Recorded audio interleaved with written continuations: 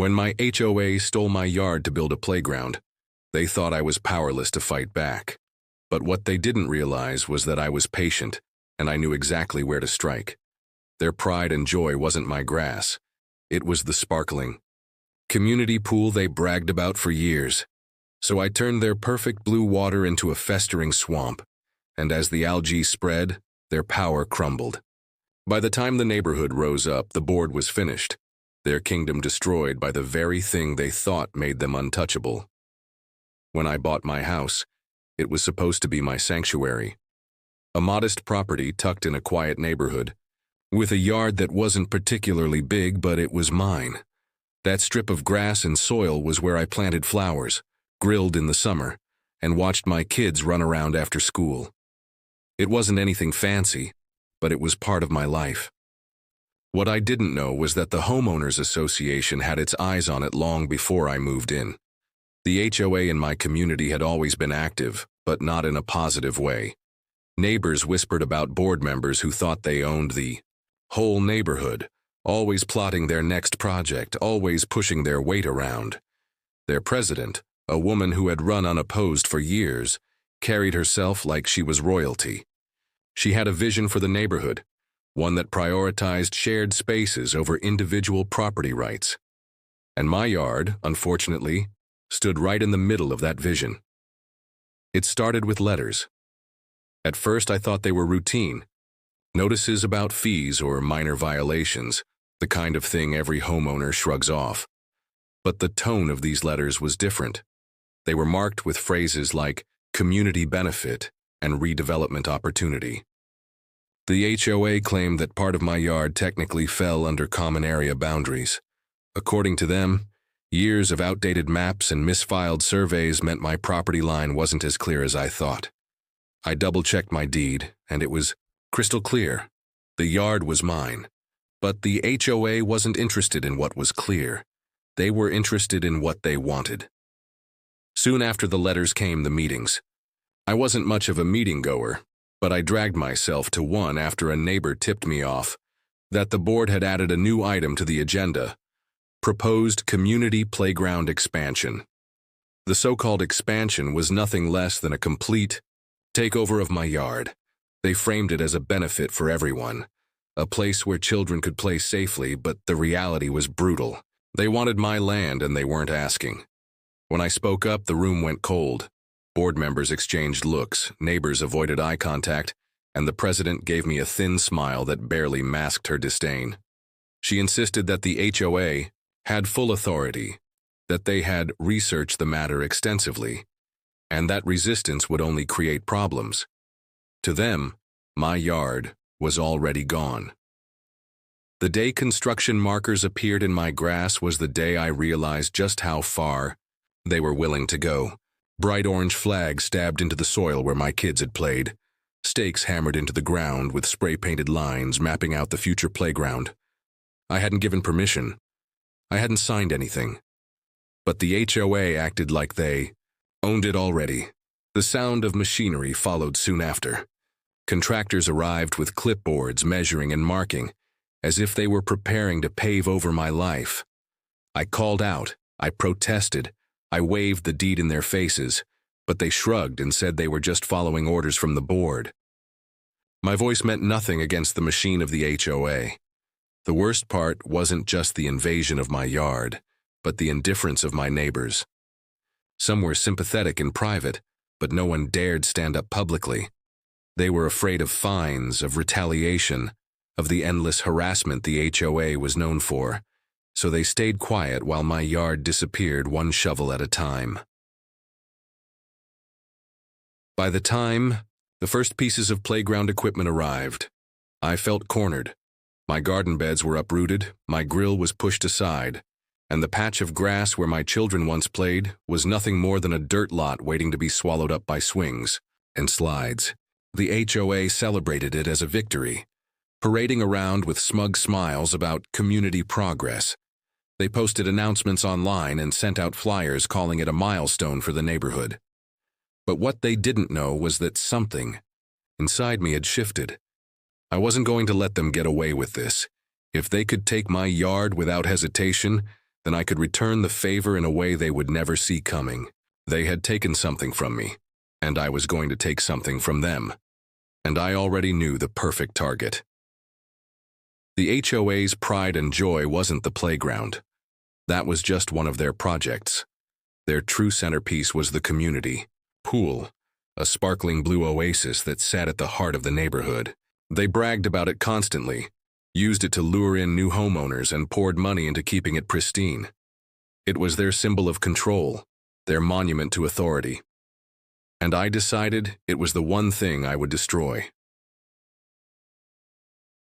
As I stood on my porch, staring at the construction crews tearing apart my yard, I felt anger boiling into determination.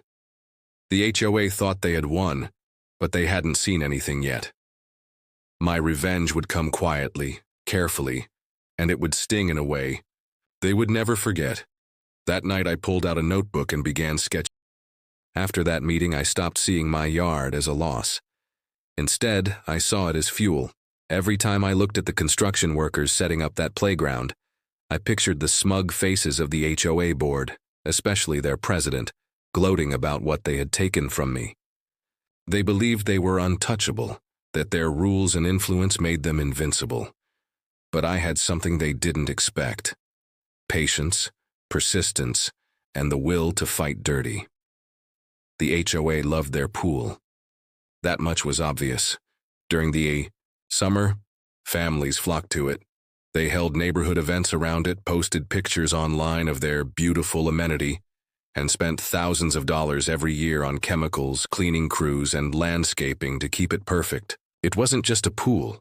It was their trophy, their symbol of power. Without it, the board would lose their pride, their control, and their reputation. I started my plan with research. I needed to understand exactly how the pool operated. What systems kept it running? What regulations did it rely on to stay open? If I could expose cracks in their operation, I could exploit them until the whole thing collapsed. I spent evenings walking by the pool, pretending to take casual strolls, while really noting every detail. The filtration system hummed loudly from a fenced-off area near the maintenance shed. Chlorine was stored nearby, stacked in white buckets with hazard symbols plastered across them. Garden hoses snaked out into drains, carrying treated water away. I even noticed how the landscaping team trimmed the hedges like clockwork. Everything was designed to present the pool as flawless, but I knew perfection was fragile. A single disruption could ruin everything. Next, I visited the county office. I spent hours in stuffy public records rooms, combing through permits, maintenance logs, and inspection reports. What I found was gold. The HOA had barely scraped by on compliance. The pool had been cited more than once for poor record keeping, and their maintenance reports were incomplete. They had cut corners to save money, passing inspections with the thinnest margin possible. If the pool suffered even a minor setback, the board would struggle to cover it up. That gave me my opening. But simply reporting them to the county wasn't enough. No, I wanted something more dramatic. Something that would humiliate them in front of everyone and drain their bank account dry. If I could sabotage the pool quietly, make it unusable, then force the HOA into an expensive scramble to fix it, I could watch them drown in their own arrogance. I began gathering supplies. Nothing too suspicious, just things that wouldn't raise questions if anyone asked. Bags of organic material, fertilizer, even a few buckets of pond muck I collected. On weekends under the guise of gardening projects. Slowly, I built up a collection of what would eventually transform their pristine pool into a cloudy, algae-filled swamp. Still, I had to be careful. If anyone caught me tampering, the HOA would press charges, and I'd lose more than just a yard. So I needed to work methodically, step by step, waiting for the perfect moment. That moment came one late summer night. The pool had just closed for the season, and I knew the HOA would spend less time monitoring it over the cooler months. Their guards were down, families weren't swimming, and inspections wouldn't come again until spring. That window gave me time. One evening, while most of the neighborhood was indoors, I made my first move. I slipped through the side gate, which wasn't as secure as the HOA liked to pretend, and approached the pool. The water sat still and quiet under the moonlight, reflecting the dim glow of nearby streetlights. To anyone else, it was peaceful. To me, it was an empty canvas. I opened one of my buckets and poured the contents into the shallow end. Pond muck, rich with algae spores, sank into the water like ink spreading across a page. I didn't linger, didn't risk being seen.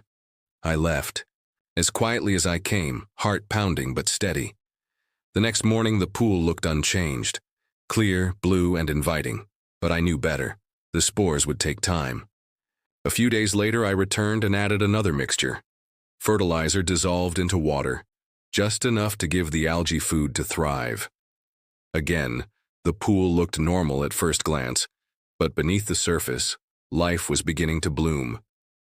Week by week, I repeated the process. A little more muck here, a little more nutrient there. No one noticed the subtle changes. The board bragged about how clean the pool looked even in the off-season, posting pictures online. They had no idea what was growing right under their noses. By late fall, I started to see results. The water was still blue, but faint green wisps clung to the steps and walls. Tiny spots of algae appeared along the edges, easily dismissed as normal wear and tear. But I knew it was only the beginning. Once the temperature warmed again, the explosion would be unstoppable. The HOA had taken my yard, planting their playground like a flag of conquest. They thought they had crushed me. But as I stood outside the pool fence one chilly evening, watching their perfect water begin to turn, I smiled for the first time in months. They hadn't crushed me, they had awakened me. And by the time summer came around, their precious pool wouldn't be a symbol of pride anymore. It would be a rotting, unusable swamp, a monument to their arrogance. Spring came early that year. The air warmed, flowers bloomed, and families began planning their weekends around the community pool. The HOA board announced the official reopening date with their usual smug pride, calling it the highlight of the neighborhood. Flyers were taped to mailboxes, emails filled inboxes, and social media posts were flooded with bright photos of sparkling blue water. To the board, the pool was proof of their success. To me, it was a ticking time bomb. By the time the pool reopened, the sabotage I'd started months before was already working beneath the surface. At first glance, the water looked fine, but if you leaned close, you could see a faint haze swirling just below the clear blue. The steps had a faint green tint, the walls slicker than they should have been. Most people brushed it off as a minor maintenance issue, but I knew what it really meant. The swamp was beginning to wake. The first complaints trickled in within weeks. Parents noticed their kids coming home with itchy skin after swimming. A few swimmers mentioned the water smelled off, not the crisp, chlorinated scent they expected, but something slightly earthy, almost sour. The board dismissed the concerns, insisting everything was under control.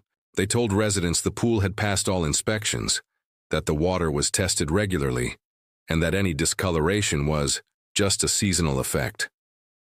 But the truth was harder to hide every day. By May, the water had lost its crystal blue shimmer and turned a dull, cloudy teal. Algae spread across the steps in patches, clinging stubbornly despite the cleaners the HOA hired to scrub them away. The more chemicals they dumped in, the faster the bloom seemed to come back. Behind closed doors, I knew the board was scrambling. They called in extra maintenance crews, ordered emergency shipments of chlorine, and scheduled surprise after-hours cleanings. But no matter what they tried, the pool refused to stay clean. What they didn't realize was that the algae wasn't just a minor problem anymore. It was thriving. My slow, careful sabotage had transformed the water into a breeding ground that chemicals couldn't kill. Neighbors started to notice. At first, it was just whispers during morning jogs or casual chats at mailboxes. But soon, the complaints became louder. Parents questioned whether the pool was safe for children. Older residents worried about infections, and teenagers, who had once spent entire summers lounging by the pool, began avoiding it altogether, calling it gross and sketchy. The board tried to cover up the decline with their usual tactics. They hosted barbecues by the pool, trying to distract people with food and music. They posted staged photos online, carefully framed to hide the murky corners. But photos couldn't hide the truth when you were standing at the water's edge. The illusion was slipping, and for the first time I saw fear in the faces of the board members. One day, as I walked by the pool, I overheard two neighbors talking. They said the HOA had already spent thousands trying to fix the water, but nothing worked. Their reserves, the same reserves funded by everyone's monthly fees, were being drained faster than they could be replenished. People were starting to question where their money was going and why the board had failed so badly at their prized amenity. That was exactly what I wanted. The playground in my stolen yard was finished by then. Children climbed the slides and swung from monkey bars, their laughter filling the air. Every time I saw it, my anger returned, but so did my satisfaction, because just beyond it, the pool, the board's real treasure, was falling apart. The real breaking point came in. The local health inspector arrived for a routine check. Normally, the board would breeze through inspections, but not this time. Residents watched from their porches as the inspector tested the water, frowned, and shook his head. Within an hour, a bright orange sign was posted on the pool gate. Closed. Until further notice. The neighborhood buzzed with shock. Parents demanded answers, teenagers groaned about ruined summer plans. And the board, once so smug and powerful, was forced to stand in front of angry homeowners and admit that their perfect pool had been deemed unsafe. I didn't need to hear the details to know what the inspector found. Algae levels off. The charts. Bacteria thriving in the cloudy water. Chemical imbalances that could never be corrected without draining and restarting the entire system. The pool wasn't just dirty. It was a health hazard.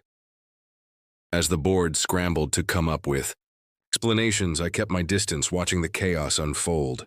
Their pride was gone, replaced with desperation. They sent out apologetic emails, promised repairs, and begged for patience. But the truth was clear to everyone. The HOA had failed. Their crown jewel had turned into a swamp right in front of their eyes. And best of all, no one suspected me. I went home that night and looked out at the playground that had cost me my yard. Children laughed there, but behind them, the pool sat closed and rotting, covered in warning signs. The HOA had taken something from me.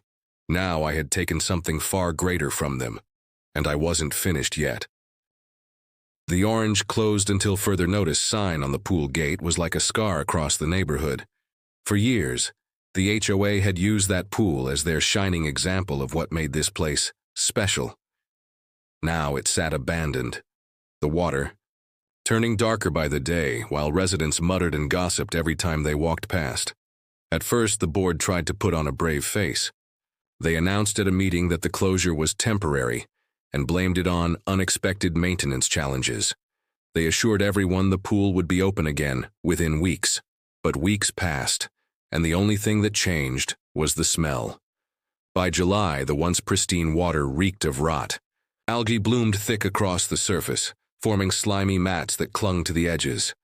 The air around it carried the stench of stagnant water, making the homes closest to the pool miserable. Families who once begged for houses near the amenity now avoided stepping outside. Neighbors grew restless. Whispers turned into angry questions. People demanded to know why their HOA fees that had just increased, were being poured into a black hole. The board spent money like water, hiring contractors who drained the pool halfway, scrubbed, treated, then refilled it. But within days, the algae returned stronger than before. It wasn't just algae anymore either. Mosquitoes bred in the stagnant corners, filling the evenings with swarms that bit into anyone who dared venture outside. Residents began filing complaints not just with the board, but with the county. The HOA's reputation wasn't just slipping, it was collapsing. And still, no one suspected me. I watched them spiral, their desperation growing more obvious with every failed attempt. Emergency meetings were called, where the board begged for patience and hinted at raising fees again to cover the ballooning costs. Some residents shouted back, accusing them of mismanaging funds, hiding the truth, and lying about the severity of the problem. The once complacent neighborhood was finally waking up to what the board really was, a group of arrogant bullies who thought they were untouchable. I took quiet pleasure in every moment. The same people who had turned their backs on me when the HOA stole my yard were now demanding answers. They had stayed silent when I lost what was mine, too afraid to speak up. But now that their own comfort was threatened, they found their voices. The HOA president, once so smug, now looked worn down. At meetings, her tone had shifted from commanding to pleading. She blamed the contractors, the weather, even unforeseen biological growth patterns. But excuses couldn't hide the truth sitting in plain view. Their beloved pool was a swamp. Meanwhile, I didn't stop. I kept feeding the problem quietly, making sure the infestation never truly died. A late-night sprinkle of nutrient mix here, a subtle dumping of organic waste there. Every little push ensured that no amount of chlorine or scrubbing would restore the pool. What they thought was bad luck or incompetent contractors was really my unseen hand, guiding their failure step by step. By midsummer, the pool had become a symbol of everything wrong with the HOA. Families packed up and drove to other towns to swim. Teenagers turned the swamp into a running joke, snapping photos and posting them online with mocking captions.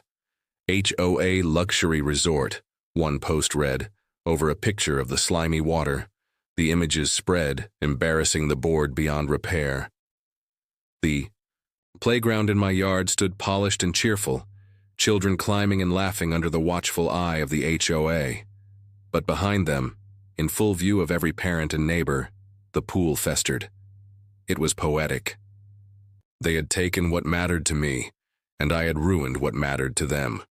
The pressure finally broke during an emergency town hall in August. The board admitted what everyone already knew. The pool was beyond saving without a complete overhaul.